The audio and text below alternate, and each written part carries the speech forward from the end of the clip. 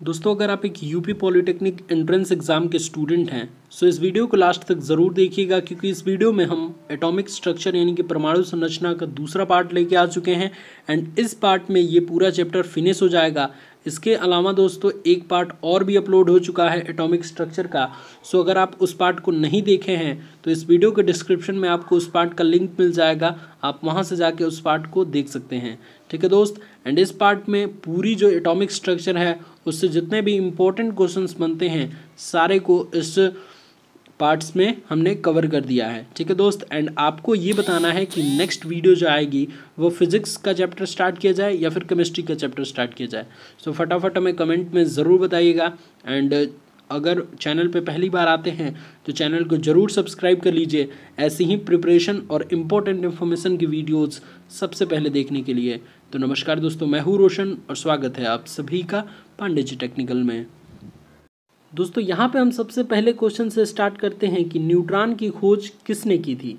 और यहाँ पे 4 ऑप्शन आप देख पा रहे होंगे, जिसमें पहला ऑप्शन जेम्स चैडविक, दूसरा ऑप्शन रदरफोर्ड, तीसरा ऑप्शन जे थॉमसन और चौथा ऑप्शन आपका है विलियम क्रूक्स।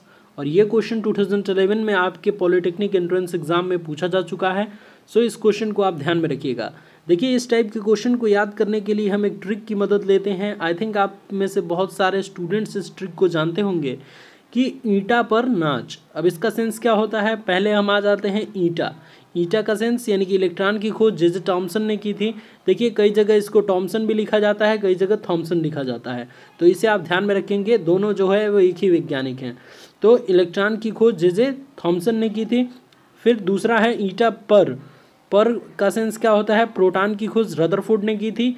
और तीसरा है हमारा नाच, ईंटा पर नाच, तो नाच मतलब यानी कि न्यूट्रॉन की खोज जेम्स चैडविक ने की थी। तो इस ट्रिक की मदद से हम यहाँ पे फाइंड आउट कर चुके हैं कि न्यूट्रॉन की खोज जेम्स चैडविक ने की थी, इसलिए option A is correct answer. इसलिए हम ऑप्शन नंबर ए को टिक करके आएंगे कि न्यूट्रॉन की खोज जेम्स चैडविक ने की थी। इसके अलावा 2 और हमको मालूम हो गया कि इलेक्ट्रॉन और प्रोटॉन की खोज किसने की थी। तो इलेक्ट्रॉन की खोज जे थॉमसन ने की थी, या फिर जे थॉमसन भी कई जगह लिखा होता है, और प्रोटॉन की खोज रदरफोर्ड ने की थी। तो इस चीज़ को आप ध्यान में रखेंगे, काफ़ी इंपॉर्टेंट क्वेश्चन है आपके एंट्रेंस के लिए। ठीक है दोस्त।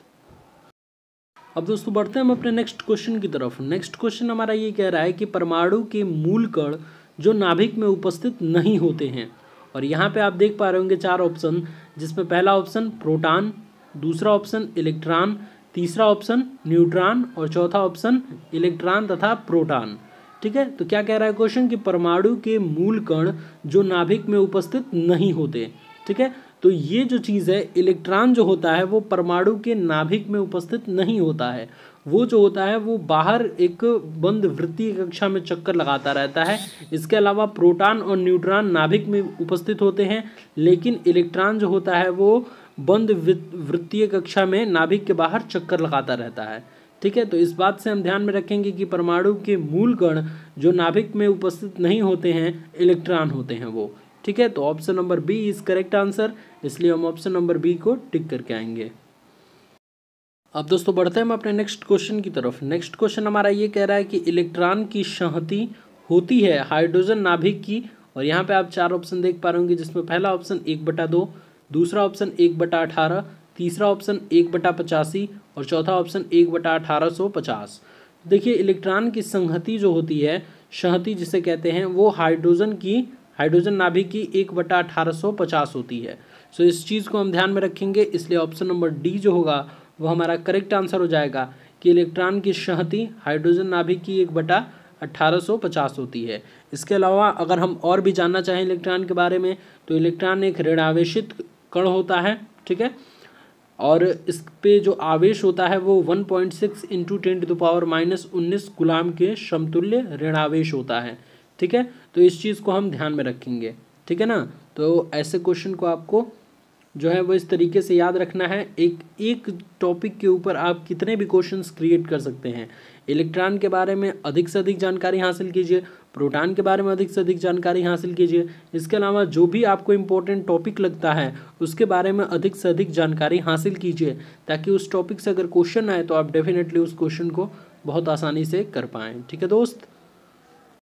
अब दोस्तों बढ़ते हैं हम अपने नेक्स्ट इंपॉर्टेंट क्वेश्चन की तरफ। ये क्वेश्चन हमारे ये कह रहा है कि न्यूट्रॉन पर आवेश होता है, ठीक है। और यहाँ पे आपको 4 ऑप्शन देखने को मिल जाते हैं, जिसमें पहला ऑप्शन आपका कह रहा है ऋणावेश, दूसरा ऑप्शन धनावेश, तीसरा ऑप्शन उदासीन और चौथा ऑप्शन इनमें से कोई नहीं। तो देखिए न्यूट्रॉन जो होता है वो एक उदासीन उस पर आवेश होता है, उस पर कोई आवेश नहीं होता है, न ही ऋणावेश होता है न ही धनावेश होता है, वह उदासीन होता है न्यूट्रॉन। इसके अलावा अगर हम बात करें कि ऋणावेश कौन सा होता है, तो ऋणावेश जैसे कि मैंने आपको प्रीवियस क्वेश्चन में बताया कि इलेक्ट्रॉन होता है। धनावेश कौन सा होता है, तो वो प्रोटॉन होता है। प्रोटॉन पे धनावेश होता है, इलेक्ट्रॉन पे ऋणावेश होता है और न्यूट्रॉन उदासीन होता है, ठीक है। तो option number C is correct answer, इसलिए हम ऑप्शन नंबर सी को टिक करके आएंगे कि न्यूट्रॉन पर आवेश उदासीन होता है, यानी कि न्यूट्रॉन उदासीन होता है, उस पर कोई आवेश नहीं होता है। So option number C is correct answer. अब दोस्तों बढ़ते हैं हम अपने नेक्स्ट क्वेश्चन की तरफ। नेक्स्ट क्वेश्चन काफ़ी ज़्यादा इंपॉर्टेंट है आपके एंट्रेंस के लिए कि परमाणु की प्रथम कक्षा में अधिकतम इलेक्ट्रॉन हो सकते हैं, यानी कि जो पहली कक्षा होती है उसमें कितने इलेक्ट्रॉन अधिकतम हो सकते हैं। तो आपने पहले भी पढ़ा होगा कि परमाणु के पहली कक्षा में अधिकतम 2 इलेक्ट्रॉन ही हो सकते हैं। सो यहाँ पे ऑप्शन नंबर बी जो होगा वो हमारा करेक्ट आंसर हो जाएगा कि परमाणु की प्रथम कक्षा में अधिकतम 2 इलेक्ट्रॉन हो सकते हैं, इससे ज़्यादा नहीं हो सकते हैं, ठीक है। तो यहाँ पे option number B is correct answer, इसलिए हम ऑप्शन नंबर बी को टिक करके आएंगे कि परमाणु की प्रथम कक्षा में अधिकतम 2 इलेक्ट्रॉन हो सकते हैं, ठीक है दोस्त। एंड इसके अलावा अगर हम लास्ट कक्षा की बात करें कि परमाणु के बाह्य कोश में कितने इलेक्ट्रॉन हो सकते हैं, तो उसमें 8 से अधिक इलेक्ट्रॉन नहीं हो सकते हैं, ठीक है। तो यहाँ पे हम ध्यान में रखेंगे कि बाह्य कोश में अधिक से अधिक 8 इलेक्ट्रॉन हो सकते हैं। तो इस चीज़ को आप ध्यान में रखेंगे कि पहले कोश में 2 इलेक्ट्रॉन अधिकतम हो सकते हैं और बाह्य कोश में अधिक से अधिक 8 इलेक्ट्रॉन हो सकते हैं। तो आई थिंक मैं आपको समझा पाया हूँ। और यहाँ पे option number B is correct answer कि परमाणु के प्रथम कक्षा में 2 अधिकतम इलेक्ट्रॉन हो सकते हैं, अधिकतम 2 इलेक्ट्रॉन हो सकते हैं, ठीक है दोस्त। अब दोस्तों बढ़ते हैं हम अपने नेक्स्ट क्वेश्चन की तरफ। नेक्स्ट क्वेश्चन हमारा ये कह रहा है कि परमाणु के नाभिक के खोजकर्ता हैं, परमाणु के नाभिक के खोजकर्ता कौन हैं। और यहाँ आप 4 ऑप्शन आप देख पा रहे होंगे, जिसमें पहला ऑप्शन आपका कह रहा है कि गोल्डस्टीन, दूसरा ऑप्शन रदरफोर्ड, तीसरा ऑप्शन थॉमसन और चौथा ऑप्शन चैडविक, ठीक है। तो परमाणु के नाभिक के जो खोजकर्ता हैं वो रदरफोर्ड हैं। सो इस चीज़ को आप ध्यान में रखेंगे कि परमाणु के नाभिक रदरफोर्ड है। और एक और जो है वो जैसे प्रोटॉन की खोज मैंने बताई थी, प्रोटॉन की खोज भी रदरफोर्ड ने किया था, तो इसे भी आप ध्यान में रखेंगे। एंड परमाणु के नाभिक के खोजकर्ता भी रदरफोर्ड हैं। सो यहाँ पे option number B is correct answer, इसलिए हम ऑप्शन नंबर बी को टिक करके आएंगे कि परमाणु के नाभिक के खोजकर्ता रदरफोर्ड हैं, ठीक है दोस्त। अब दोस्तों बढ़ते हैं हम अपने नेक्स्ट क्वेश्चन की तरफ। नेक्स्ट क्वेश्चन हमारा ये कह रहा है कि 92 यूरेनियम 238 में न्यूट्रॉनों की संख्या है। देखिए ये क्वेश्चन आपके एंट्रेंस में कई बार पूछा जा चुका है और इस टाइप के क्वेश्चन आपके लिए काफ़ी ज़्यादा इंपॉर्टेंट हो सकते हैं। न कि यूरेनियम, और भी कोई जो है वो तत्व दे सकता है आपको, एंड उसका परमाणु क्रमांक और परमाणु भार दे देगा और न्यूट्रॉनों की संख्या पूछ देगा, ठीक है। तो 92 यूरेनियम 238 में सबसे पहले तो आप ये ध्यान में रखेंगे कि जो नीचे वाले नंबर्स होते हैं, जो नीचे लिखे होते हैं वो परमाणु क्रमांक होते हैं और जो ऊपर लिखा जाता है वो परमाणु भार होता है। तो हमारा यूरेनियम का परमाणु क्रमांक कितना हो गया 92 और परमाणु भार 238 दिया है, ठीक है। न्यूट्रॉनों की संख्या पूछ रहा है, तो न्यूट्रॉनों की संख्या, परमाणु भार और परमाणु क्रमांक में क्या संबंध होता है आप पहले भी जानते होंगे, अगर आपने इसका पार्ट 1 देखा होगा तो आप जानते होंगे क्या कि परमाणु भार बराबर परमाणु क्रमांक प्लस न्यूट्रॉनों की संख्या। तो न्यूट्रॉनों की संख्या अगर हमको निकालनी है तो परमाणु भार माइनस परमाणु क्रमांक हम लिख सकते हैं। तो परमाणु भार कितना लिखा है 238 और परमाणु क्रमांक कितना है 92। तो इसको अगर हम माइनस करेंगे तो 146 हमारा आ जाएगा।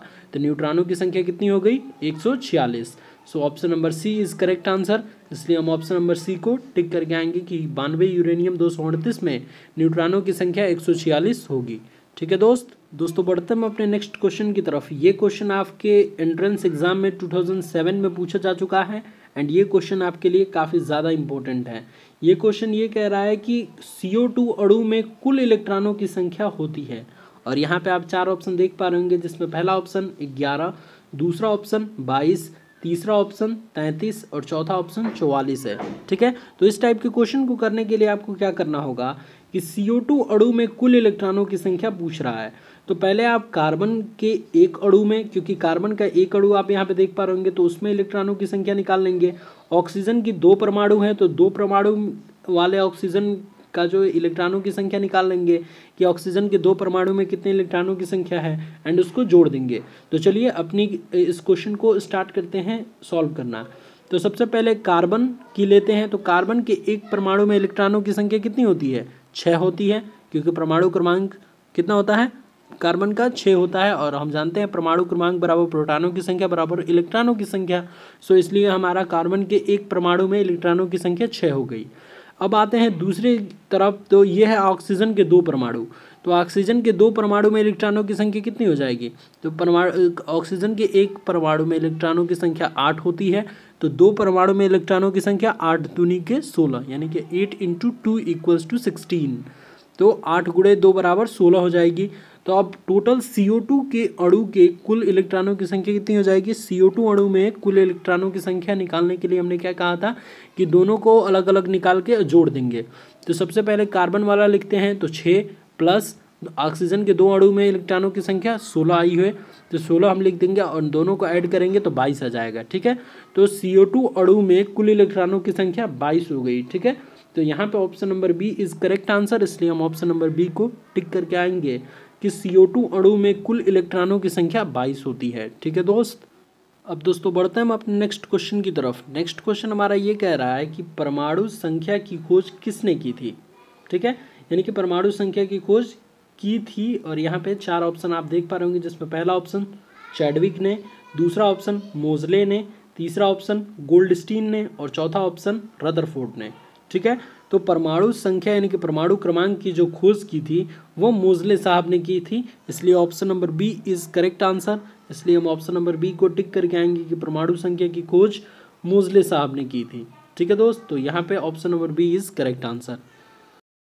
दोस्तों बढ़ते हैं हम अपने नेक्स्ट और लास्ट क्वेश्चन की तरफ। नेक्स्ट और लास्ट क्वेश्चन हमारा ये कह रहा है कि सल्फर का परमाणु क्रमांक 16 है और परमाणु भार 32 है। सल्फर पे 2 नेगेटिव आयन में इलेक्ट्रॉनों और प्रोटॉनों की संख्या है, और यहाँ पे पहला ऑप्शन आपका कह रहा है 16,16, दूसरा ऑप्शन आपका कह रहा है कि 14,16, तीसरा ऑप्शन 18,18 और चौथा ऑप्शन है 18,16। तो देखिए इस टाइप के क्वेश्चन को करने के लिए सबसे पहले आपको कुछ चीज़ों को समझना होगा। देखिए परमाणु क्रमांक बराबर प्रोटॉनों की संख्या बराबर इलेक्ट्रॉनों की संख्या, लेकिन प्रोटॉनों की संख्या चेंज नहीं हो सकती है, इलेक्ट्रॉनों की संख्या चेंज हो सकती है। अगर उसमें निगेटिव आयन है तो इसका मतलब इलेक्ट्रॉनों की संख्या बढ़ जाएगी, पॉजिटिव आयन है यानी कि इलेक्ट्रॉनों की संख्या घट जाएगी। क्योंकि आप जानते हैं कि जब भी किसी तत्व पे अगर वो निगेटिव आयन है यानी कि उसने इलेक्ट्रॉन को ग्रहण किया है, और पॉजिटिव आयन का मतलब वो इलेक्ट्रॉन को त्याग दिया है। ठीक है, तो सल्फर पे 2 निगेटिव आयन है यानी कि उसने 2 इलेक्ट्रॉन को ग्रहण किया है। ठीक है, तो परमाणु क्रमांक बराबर प्रोटॉनों की संख्या, इससे तो हमारा प्रोटॉनों की संख्या 16 हो गया, लेकिन इलेक्ट्रॉनों की संख्या की अगर हम बात करें तो सल्फर पे 2 निगेटिव आयन है।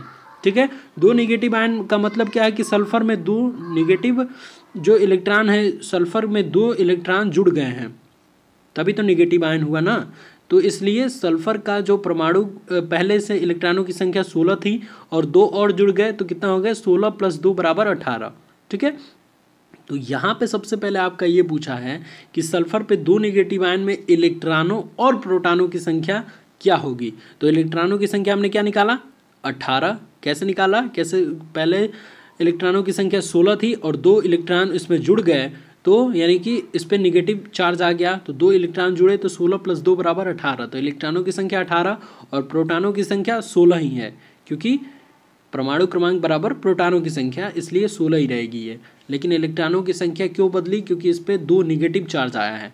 सो 18,16 यानी कि option number D is correct answer कि सल्फर परमाणु का परमाणु क्रमांक 16 और परमाणु भार 32 है। सल्फर पे 2 निगेटिव आयन में इलेक्ट्रॉनों और प्रोटॉनों की संख्या 18,16 होगी।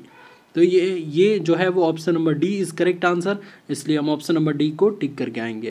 और दोस्तों इसके अलावा 2-3 और क्वेश्चन बच जा रहे हैं जो मैं आपको बता दे रहा हूँ कि किस टाइप के क्वेश्चंस आपके और भी पूछे जा सकते हैं।